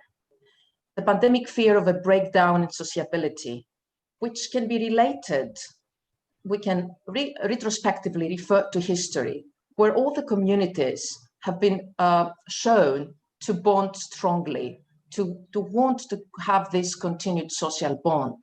And there is also fear of this implementation of the controls of the local authorities and the pandemic agony to preserve all these tightly held social norms. One more screenshot, the caption says, Shuttle 8 has obtained information from confidential inside sources that bioterrorism experts for disease control are being dispatched to Los Angeles. So this could lead to another big issue about a doom-laden humanity and all the concerns over bioterrorism. And by mentioning bioterrorism, I refer to the terrorism that involves an intentional release or dissemination of biological agents, such as bacteria, viruses, fungi, toxins, that may be either naturally occurring or may be human modified in a much same way as in a biological warfare. It would be interesting to refer to a film critic and scientist review about the contagion pandemic film in this era of the coronavirus. Dr. Julian Drews, the head of the Doherty Institute's Virus Identification Laboratory, that he makes a reference to the artistic credibility and the scientific credibility of the film. As for the artistic one, he says that it offers a prophetic view of all the social, economic, and political aspects and the casualties that global pandemic brings, and it is a good fusion of fact and fiction. As for its scientific credibility, it is very scientifically accurate because it depicts a virus outbreak as the current situation. The unfolding pandemic was based, as I said, on the SARS outbreak, but the virus in the film is that we are living now, and in the film was much more sinister and deadly, filled with dread. One fault, and the biggest fault, is that in the film there is only one epidemiologist and one scientist that do all the work. Whereas on the contrary, nowadays we have seen that with the current outbreak of COVID-19, there is a global effort that comes together and not a single one. I would like to move on to the current corona films. The Corona film, also known as Corona Fear is a Virus, which is an upcoming Canadian thriller drama film about a group of neighbors that were stuck in an elevator during the COVID-19 pandemic. The film was directed and written by Mustafa Keshavari and made in part to address all the xenophobia and the racism and the prejudice and the discrimination and the violence, the moral failings that I mentioned before, related to the COVID-19 pandemic against the people of Asian descent. The Guardian review is worthwhile mentioning here about the Corona film. According to The Guardian, the film takes place entirely within an elevator, and it displays and features neighbors of different backgrounds. So we have a Chinese lady, a pregnant woman, a wheelchair-bound Nazi with a swastika tattoo on his forehead, and the feeling of panic that begins to spread among them, exactly following the dizzying spread of the coronavirus. And we should focus on the tagline that puts it, fear is a virus. So we'll see afterward, I have more screenshots to show, that the Chinese woman starts coughing, and that causes the elevator to stop. Also, the lights go out, and the emergency lights kick in. And for an unknown reason, they are red flashing submarine-style lights. Perhaps red signals a danger, my interpretation. And someone screams, "We are all going to die in here." The Nazi pulls out a gun. The Chinese woman starts crying. And then a man says, "I think we are all being tested," as if the virus had been a non-win morality test for humanity. Yes, a no-win morality test. And it is impressive that the creator of the film could add this kind of an en vogue artistry to the film by recording the whole scenario in just a single shot and one-shot thriller. What about the New York Times now? They say that the unusual in the film is that it was made even as the story is still unfolding, because the coronavirus thriller finished before the shutdown. So here we have a full-length 63-minute film that looks at what is happening when all these people are trapped in the elevator, and they began realizing that one of them has COVID-19. And the movie is about fear and also the study of societal aspects, the people in them and their moral choices, because he said that we are all in this ride together. And nobody thought a white person could get it. But the virus cannot discriminate because in real life, everyone faces discrimination, he said. So if we could bring all these people together in the film and trap them in an elevator, then their true colors could come out. So the movie, he said, belongs to humanity. This is the scene of the Chinese woman boarding the elevator. The scene of the Chinese newcomer that starts coughing, and she's being suspected of having the coronavirus and likely to infect all the other people inside the elevator. This is a scene of the pregnant woman who is in agony, and fear makes her even more stressed than reality. And here we can also feel the look on the Chinese woman's face of despair. I would like to move on to the first short Corona film now. The creator was Blake Reader, an award-winning director, writer, and actor. And he is best known for writing and directed. So he was the first ever filmmaker to have made a short film about COVID-19 titled Coronavirus 2020. And he was the first filmmaker who prognosticate the menace of the pandemic. So this is a screenshot of the coronavirus movie. A short film, as I said, and the first horror found footage dedicated to COVID-19. Let me focus on the plot and the message of the film. The protagonist, who is called Steven Pink, presents the symptoms of the coronavirus in a video diary while he's isolated in quarantine in his apartment in Wuhan, China. We all know that that was the epicenter of the epidemic, where he had gone to visit his family. So the movie briefly shows the evolution of the protagonist's disease. The intent of the creator was to warn the people, the creator tried to draw public attention before the situation got out of hand, because the infected people had exceeded a logical number. And this is a fantasy horror genre, because the situation that is represented is actually worse than it is, with the intention to shake consciences and make everyone take action to prevent worse things from happening and becoming a reality. So let me share with you some film scenes that really shake consciences. The caption here says, "The world will over the day now, so I guess this could be my last recording." It's not the virus that is killing people anymore. It's people that are killing people. And if you find this recording and guess, let this be a lesson to you. With this in mind, I would like to move on to the lockdown literature that has to play a protagonistic role as well. What do we mean by lockdown literature?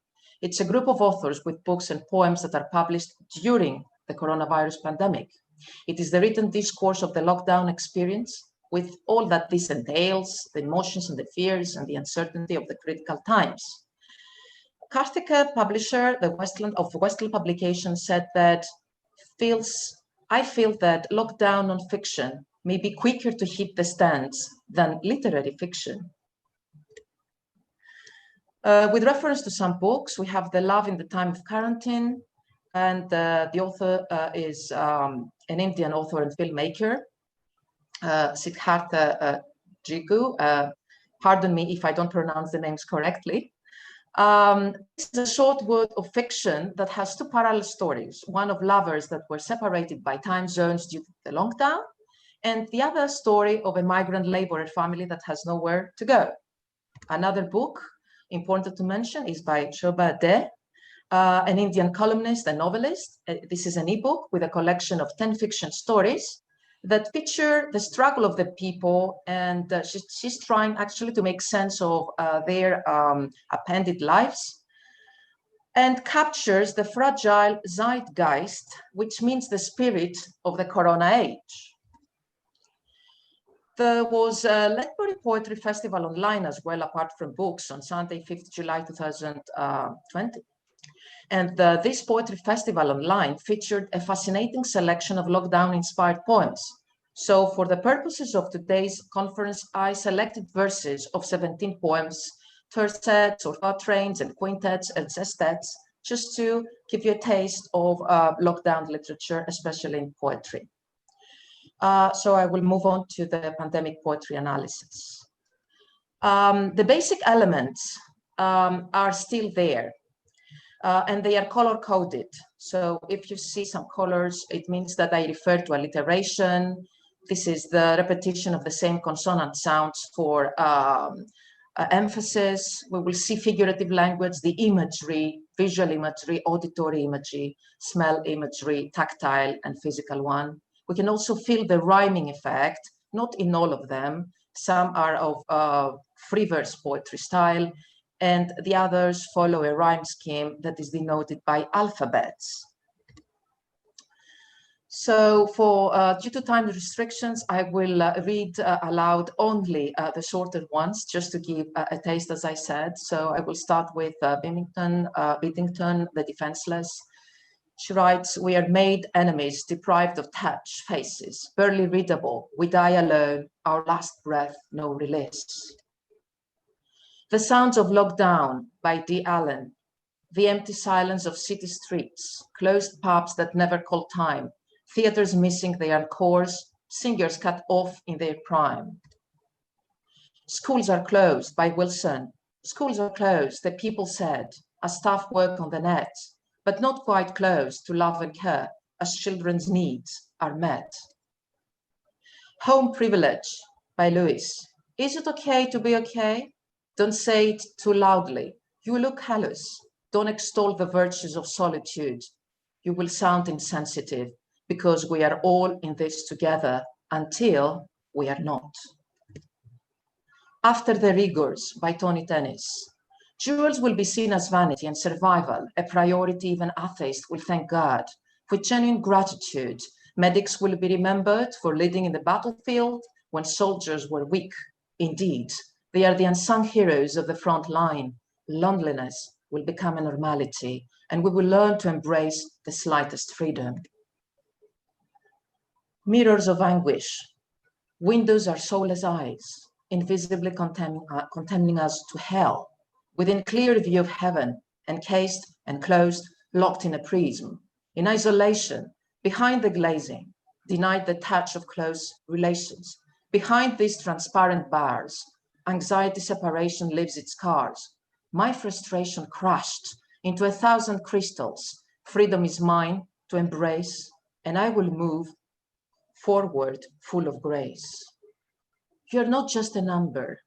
Some of you died heroically as you put others' lives before yours. Some of you died because you were denied the right to be tested and the right to be protected. Some of you died without being reported or even recognized as patients of COVID-19, but you will be recorded as dead from other underlying health problems. So what all this try to tell us, all these poems? By analyzing the feelings that are expressed in the poems, there is a lyrical quality to appreciate. There is the language that creates the mood, the emotions that are evoked in the readers, the tone, the attitude of the narrator. So the way that language is structured, it acts as a hook to create a pervasive atmosphere.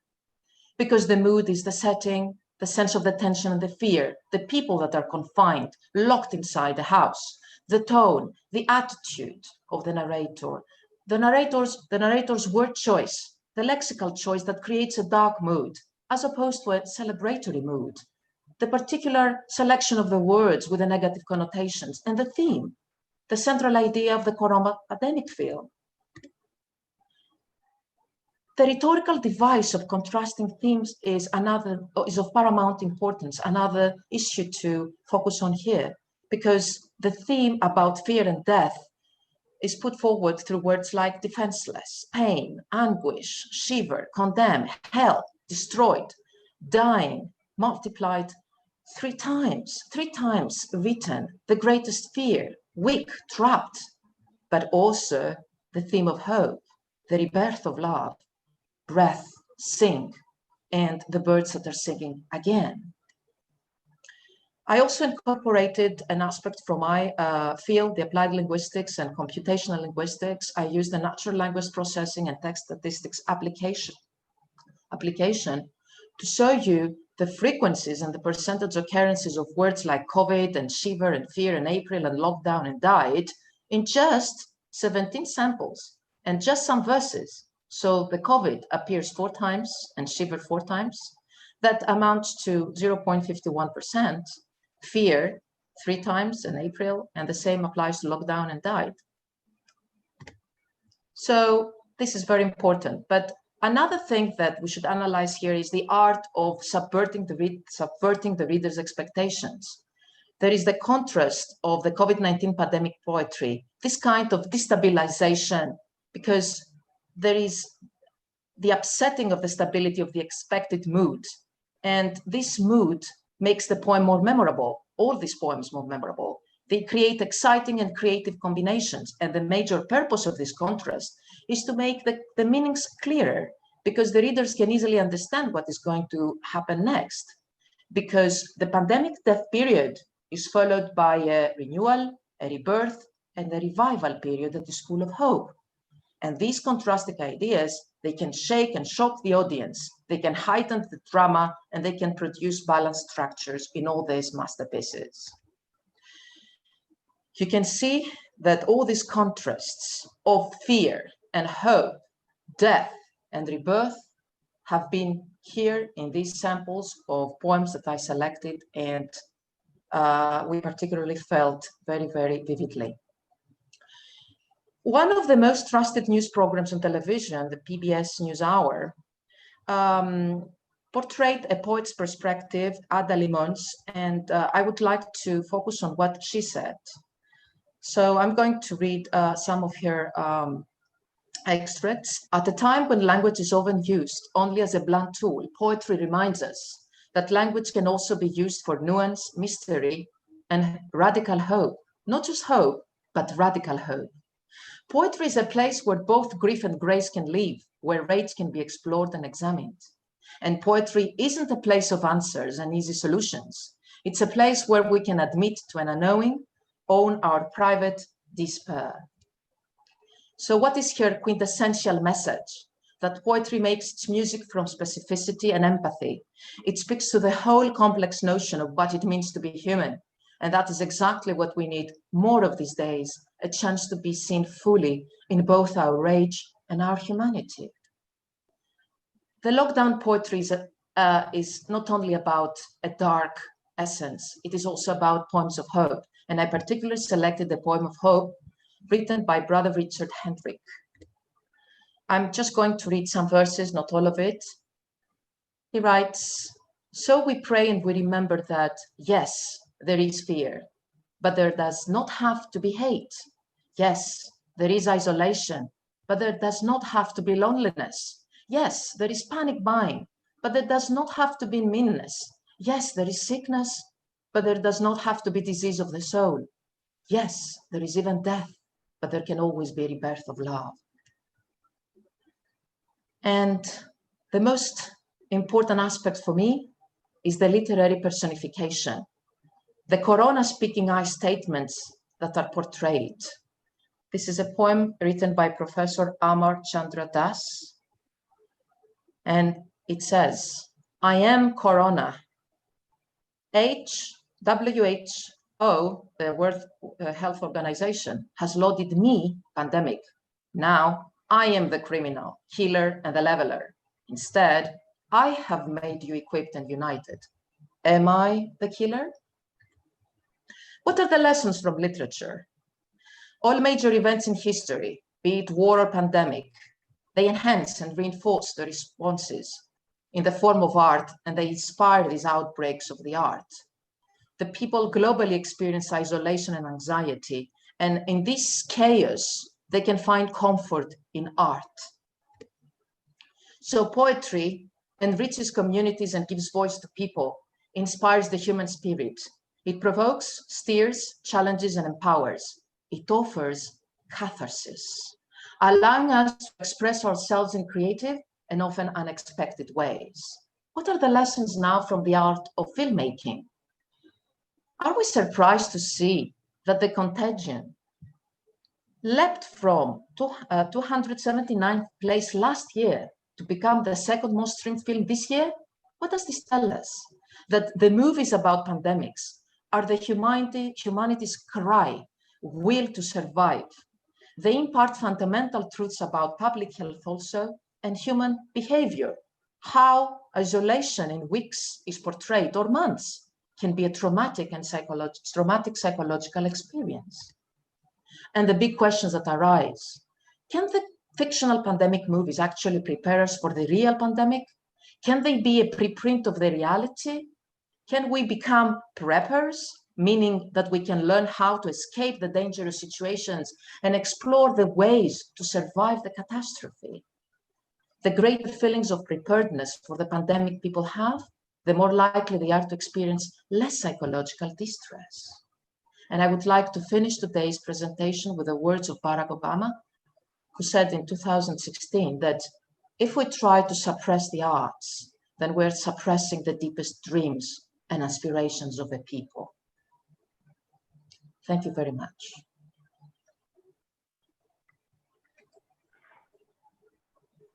Thank you very much, ma'am. It was indeed a very exquisite presentation.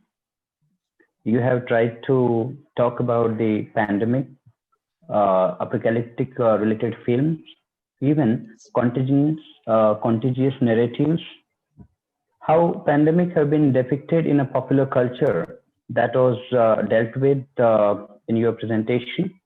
Even the bioterrorism, how it was depicted in the film that was a part of your presentation. You tried to historicize the pandemic related films, and you brought it to the level of Corona films. You also dealt with the pandemic poetry and threw a flood of light on linguistic and thematic aspects of pandemic poetry. It was indeed a very enlightening presentation. It was a pleasure to present. Thank you very much. Yeah. After this, I have an announcement to make on behalf of the organizers. Our previous speaker, Daya Disanaike, due to some unforeseen circumstances, he could not join us today, and he has conveyed his sincere apology for the same, with an assurance that he would send his presentation to us, and it will be uploaded on our Higher Education and Research Society's YouTube channel, and our participants can see it later at their convenience. Thank you very much. With this, I guess, on behalf of the organizers, I announce that this inaugural session and these two plenary sessions are over, and we would be going ahead for the paper presentation sessions at separate arrangements. Thank you very much.